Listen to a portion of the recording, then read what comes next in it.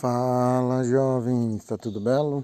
Bora começar mais um Tá Tudo a Fruta Podcast, o podcast destinado a discutir fruticultura e assuntos relacionados. No podcast de hoje, jovens, nós vamos falar sobre caudas alternativas no controle de pragas e doenças. Bom, jovens, continuando aqui falando de Guaraciama, no norte de Minas, né, onde o Tatu está na operação do projeto Rondon. Então vocês já sabem que por conta de tempo vai ser uma gravação raizona aqui, só um áudiozão. E por que eu escolhi esse tema de caudas alternativas? Uma das oficinas que nós estamos realizando aqui no município, né, principalmente em zona rural, ela se chama Como Cuidar de Suas Plantas. E a gente traz isso para a comunidade, né? Métodos alternativos do controle de pragas e doenças. São comunidades muito simples, de nível tecnológico em agricultura relativamente baixo, né? E no próprio município, na região, eles têm grande dificuldade de conseguir insumos, tá? Então, a gente tem de ensinar a eles fazerem o controle, né?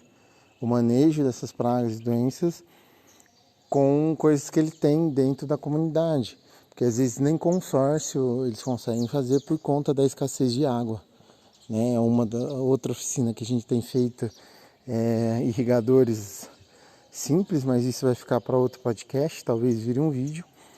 Mas a nossa ideia é sempre trazer o que eles têm dentro da casa, o que eles já têm na horta ou mesmo na roça,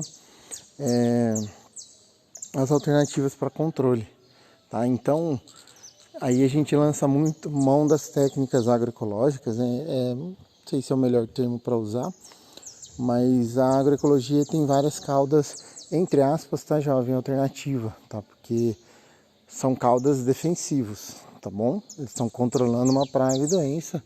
A diferença é que a gente vai fazer estilo receitinha de bolo e não compra um produto fechadinho da casa agropecuária, beleza? Mas todas elas têm seu risco, tem de tomar cuidado para usar. Então, basicamente, quando a gente conversou com o pessoal aqui, qual que é o maior problema deles? Pulgão, né? Pulgão, cochonilha, lagarta, reclamaram bastante de rachamento e apodrecimento, né? Problema de mosca das frutas e arapuá. E estou falando do problema deles, mas acho que quem estiver escutando vai perceber que é um problema muito comum, principalmente em jardins, né?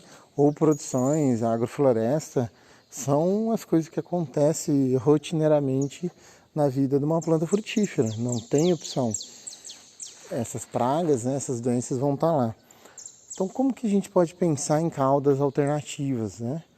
Primeira coisa, quando a gente pensa nas caudas, é entender o problema. Porque a cauda, uma ou outra é generalista. O resto a gente tem de ir mais no foco.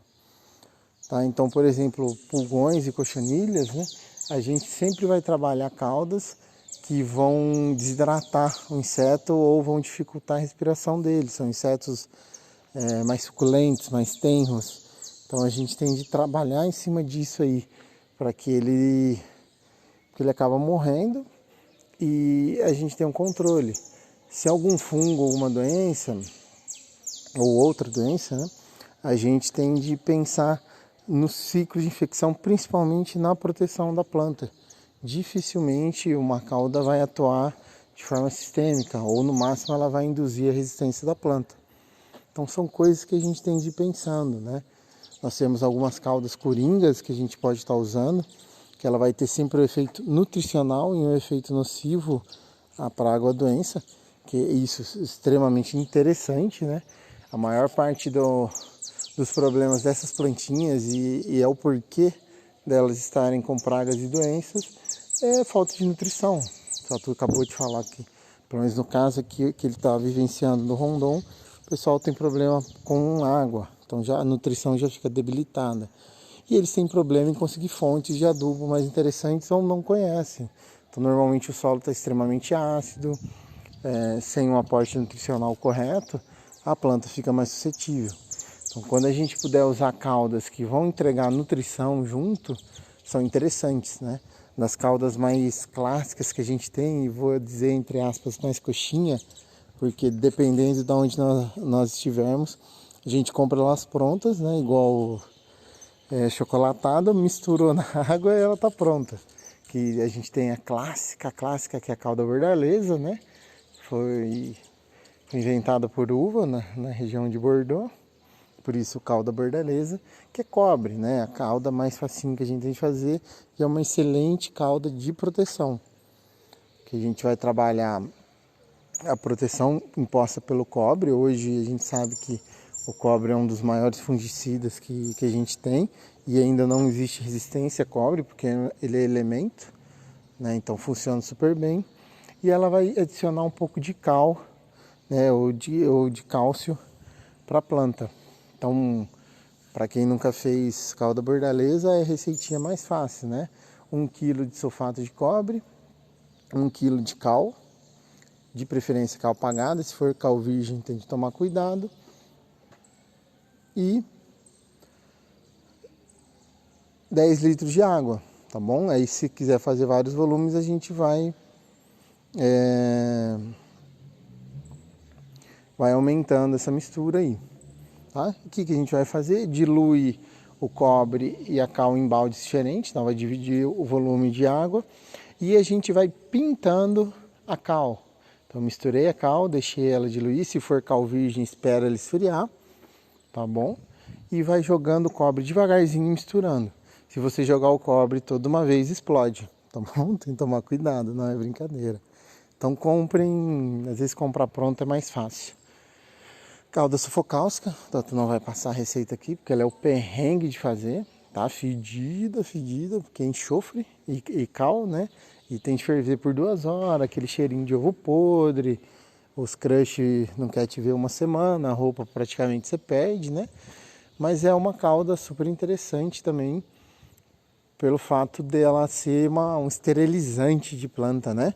Esteriliza a planta toda por fora, o enxofre tem uma função erradicante, em termos de fungo, e como é uma calda cálcica, né, pH super alto, ela dá uma queimadinha na planta, até serrar a dose e dá uma queimadona, tá? Queima a planta, então pulgão, cochonilha, algum inseto que está alojado ali vai estar sendo desalojado e até morto, tá? Uma calda super legal. Essa Tatu aconselha fazer ou comprar pronta, tá? A líquida. Essas de pozinho que tem não funciona. Assim, funciona a parte do enxofre, a parte de cálcica, outros controles não funcionam, tá? A gente tem que tomar cuidado com a sufocálcica, principalmente quem é certificado em agricultura orgânica ou biodinâmica, porque ela é uma calda de largo espectro, né? Então ela pode vir a matar inimigo natural, e algumas certificadoras não permitem. A outra calda coxinha que a gente já tem pronta, que ela é maravilhosa, né? É a calda viçosa. Ela é uma modificação da calda bordaleza com mais micronutrientes. Então ela tem um pouquinho menos de cobre. O efeito protetor dela, entre aspas, tá, pessoal? É um pouquinho menor do que da calda bordaleza, só que ela vem com praticamente todos os micronutrientes. Então ela tem um efeito nutricional super bom que ajuda a planta a se defender, tá? Então essas são basicamente as 3 caldas que a gente tem para trabalhar assim de fácil acesso para quem tiver, dá para comprar em lojas especializadas em comercialização de defensivo, né? E vai indo. As outras caldas que Tatu falou no começo do episódio são as caldas mais alternativas, que a gente vai fazer as misturinhas ali, né? Então eu acho que a mais simples, a mais fácil para controle de pulgão é água e sabão, né? Então a gente vai pegar mais ou menos 10 ml de sabão e 1 litro d'água, né? Quando a gente está usando detergente, e aplica no pulgãozinho. Dá para usar sabão de barra, sabão caseiro. Então tem várias formas a gente utilizar isso aí. Outras caldas que a gente pode estar usando também, jovem, é a calda de fumo, tá? É um clássico que pode ser de preferência folha de fumo seca, muito melhor que fumo de corda, mas se precisar pode usar o fumo de corda. A gente vai picar uns 100 gramas com umas pitadinhas de sabão ou detergente, deixa curtir e após isso a gente vai aplicar. Qual que é o perrengue da cauda de fumo? É uma cauda generalista, vai matar todos os insetos que tem. E como ela é muito rica em nicotina, a gente vai ter de usar EPI, né? Inclusive, já tem um episódio sobre isso, mesmo para aplicação das caudas, por mais natural que seja a mistura, é interessante a gente estar usando EPI. Por que, jovem? Ou, na verdade, vocês tinham de perguntar, mas por que tatu?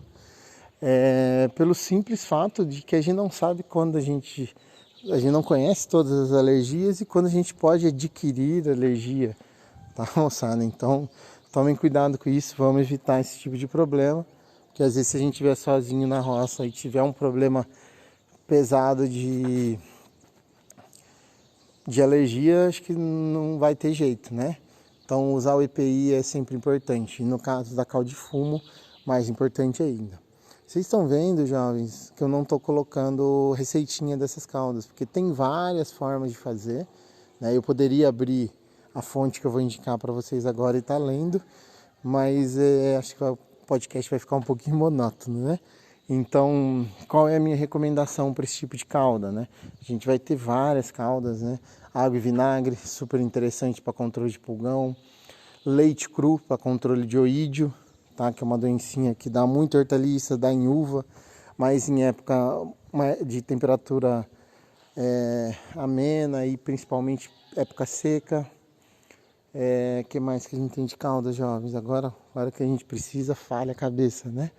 Mas onde a gente vai achar grande parte dessas caldas e de uma forma padronizada, né?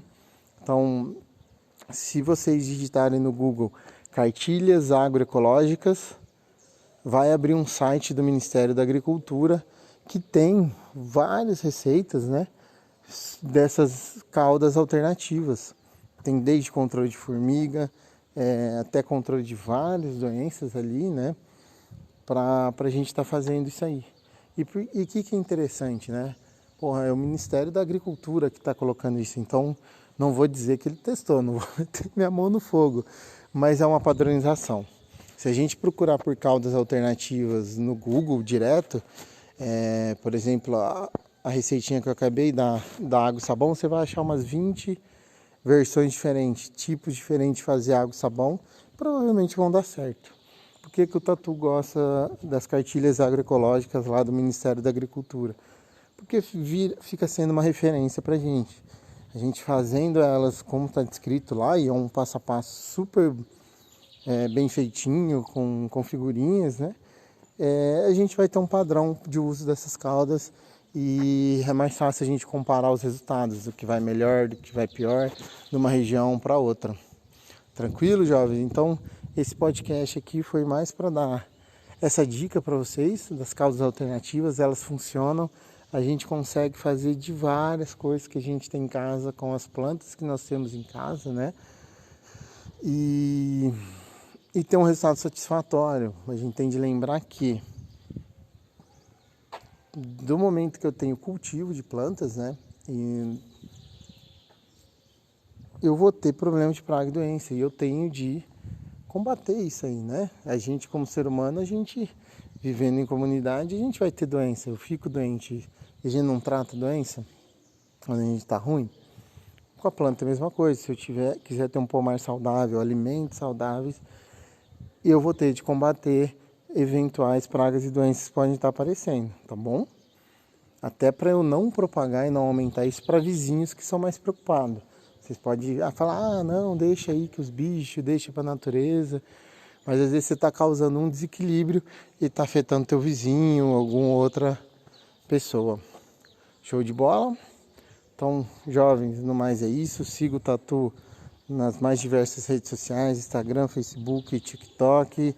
E deve ter mais alguma que o Tatu não está lembrando agora, né? E compartilhe os episódios com os coleguinhas. Fechou? Um abraço e até semana que vem.